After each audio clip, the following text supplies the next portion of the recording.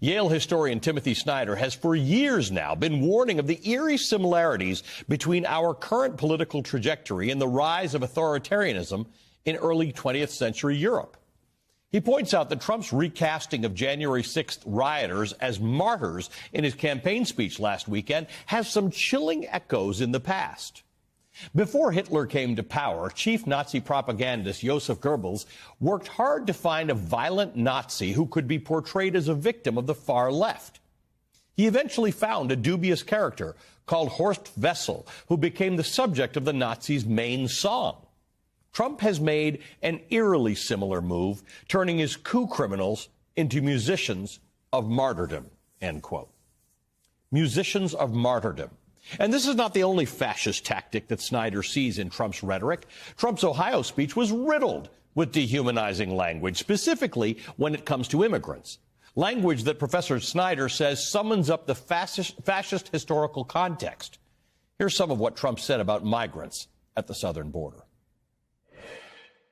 They're in jail for years, if you call them people. I don't know if you call them people. In some cases, they're not people, in my opinion, but I'm not allowed to say that because the radical left says that's a terrible thing to say. They say you have to vote against him because did you hear what he said about humanity? I've seen the humanity, and these are bad, these are animals, okay? And we have to stop it.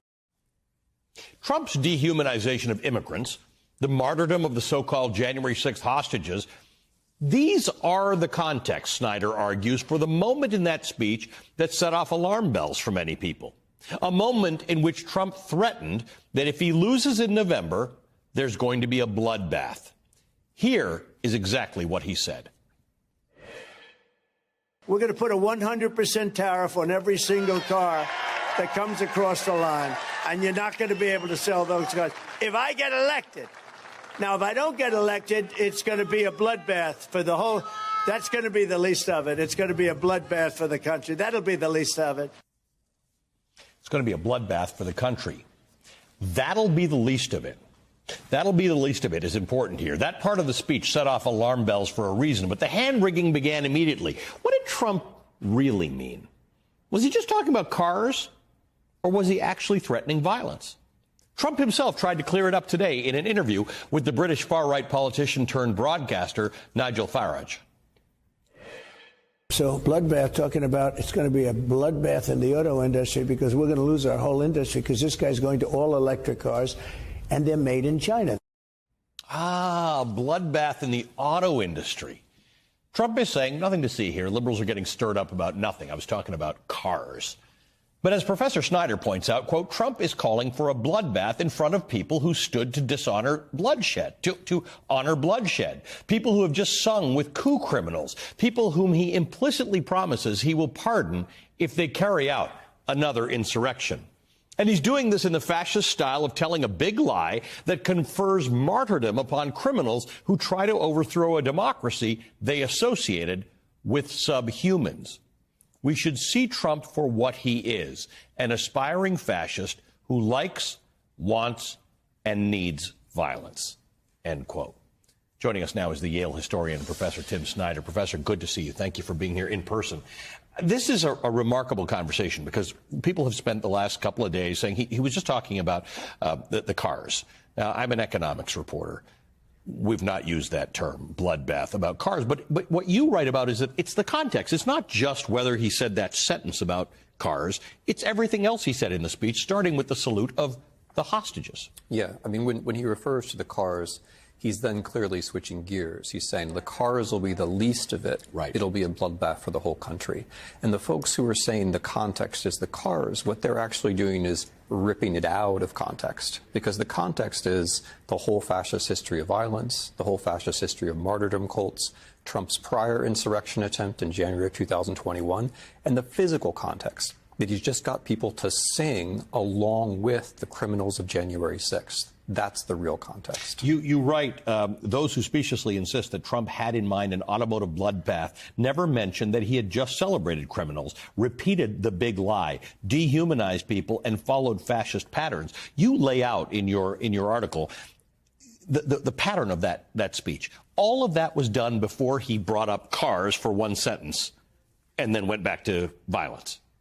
Before I came down here, I was talking to my 11-year-old daughter, and she said, you know, with dictators, Dad, you just have to listen to what they said. And so much of She's learned well from well, in so much of this discussion, you just have to listen to what the man says. You can look for excuses in good faith or bad faith. You cannot want to look at what he's actually saying. You can decide that you like the bloodshed, so you're going to lie about it now. You can decide you're going to look away. But the actual context are those human beings around him who have been asked to identify by singing and standing with violent criminals who tried to overthrow our system.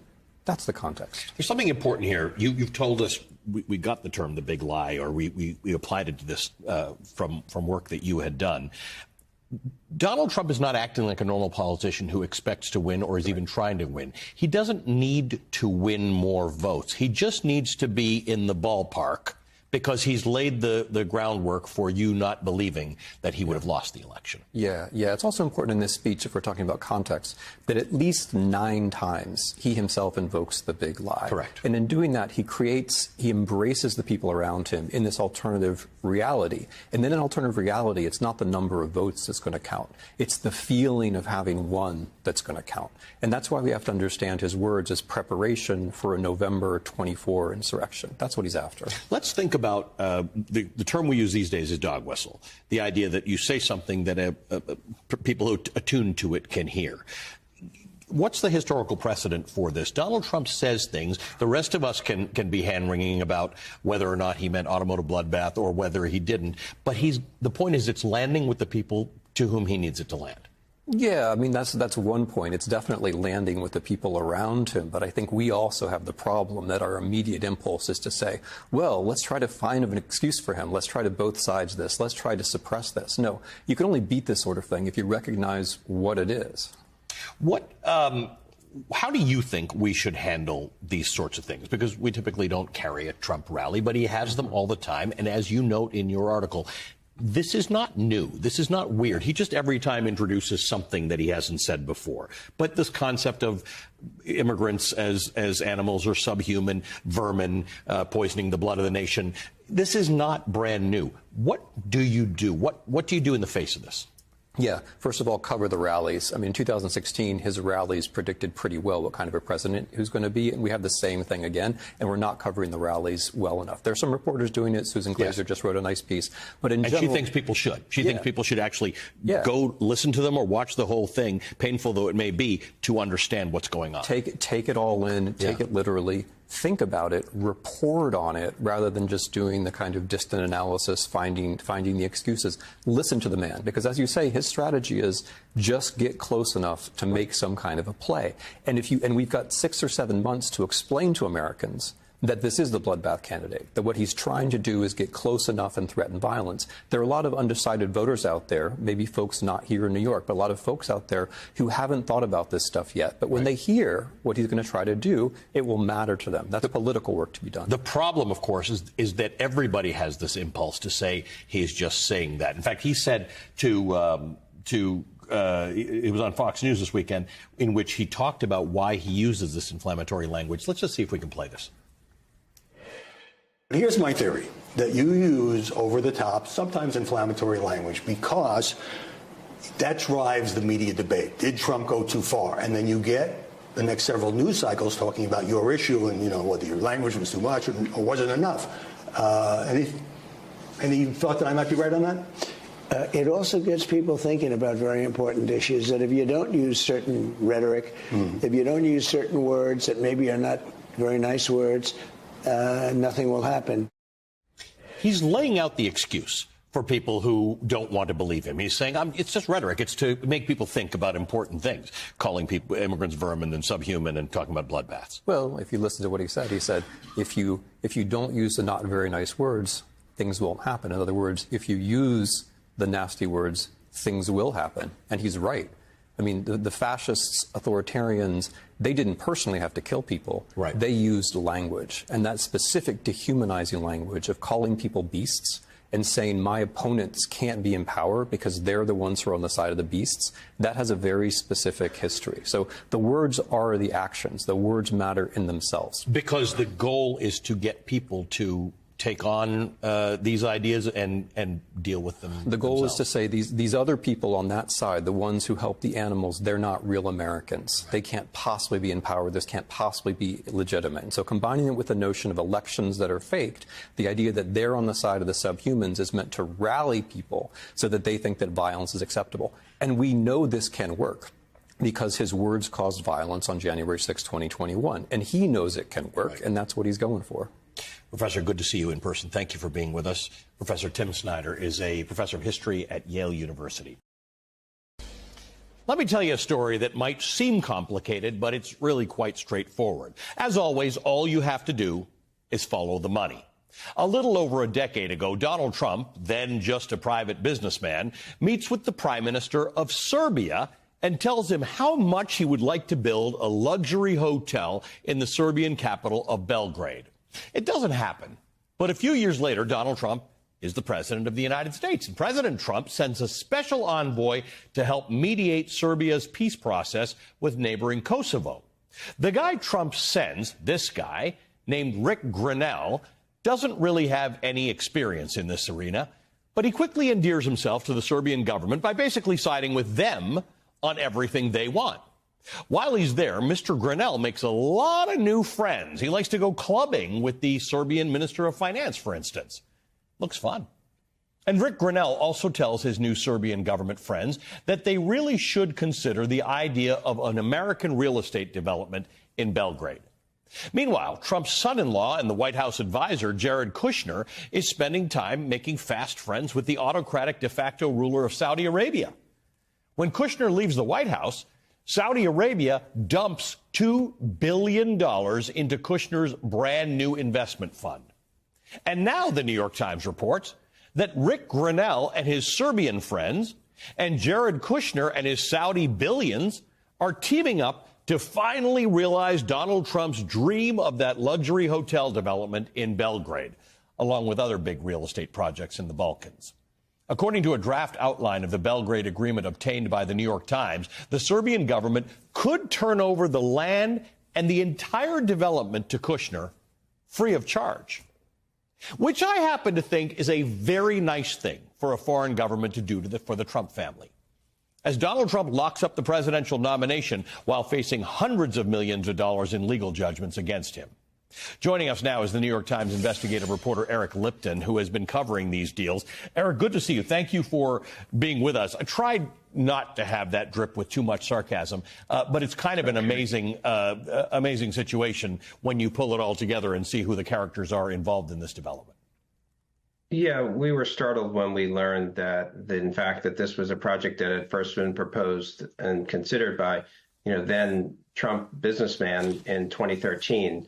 And that, in fact, some representatives of the Trump organization had traveled to Serbia and looked at the site and met with the prime minister and reported back to Trump. But then the project went nowhere because shortly after that, Trump was running for president and the international deal stopped. But it was that was the thing that surprised us, was that this project, its provenance had started all the way back in 2013 at Trump Tower during a meeting with the prime minister of Serbia.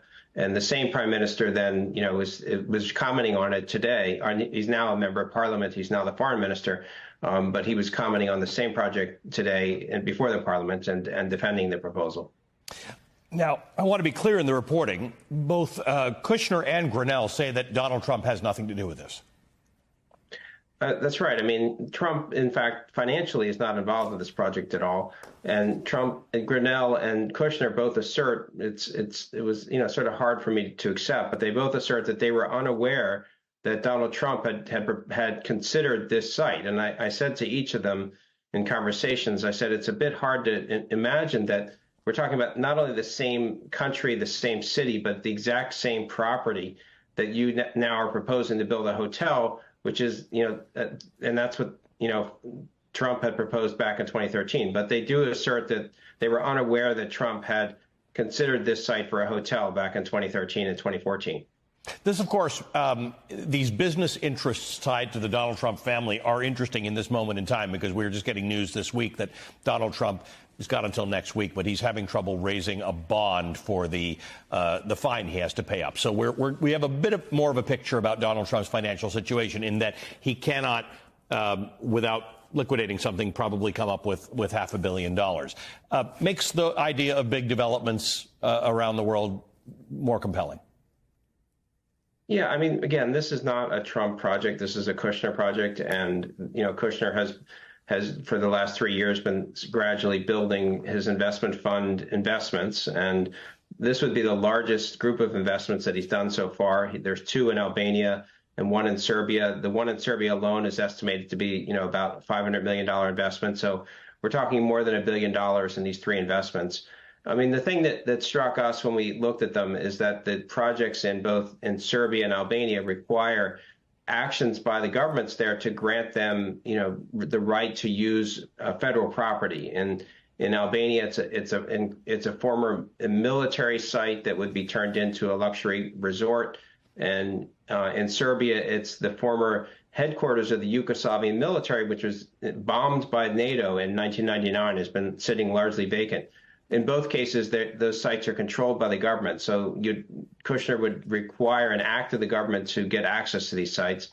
And, you know, then they know that his father-in-law is running for president. And that just creates some questions about why these actions might be happening. Now, it's not that Serbia hasn't had anything to say about Donald Trump running for president. In fact, it's been a pretty pro-Trump government. Yeah, they are supportive. You know, Rick Grenell had a pretty positive relationship with the president and prime minister and other ministers there, and you know, they did work to try to bring some reconciliation between Kosovo and Serbia in 2020, and they had, you know, some success in bringing some reconciliation. But you know, Trump is pretty popular in Serbia, much more popular in Serbia than in Kosovo. And so they like him, and they have, you know, good working relations. And I think that they've expressed the fact that they would be fine with Trump being the president again. So the challenge here is that, you know, Jared asserts that, you know, he knows that the spotlight is on him and that he must do everything completely above board, and he's committed to doing that. But the challenge, even like it was when Trump first ran for president, when you have someone who is, you know, potentially in the White House and they're getting concessions to foreign governments, it can create an appearance of conflict of an interest, even if it isn't a real conflict, it can create an appearance of one. Eric, thank you for your reporting on this. We appreciate it. The New York Times investigative reporter Eric Lipton.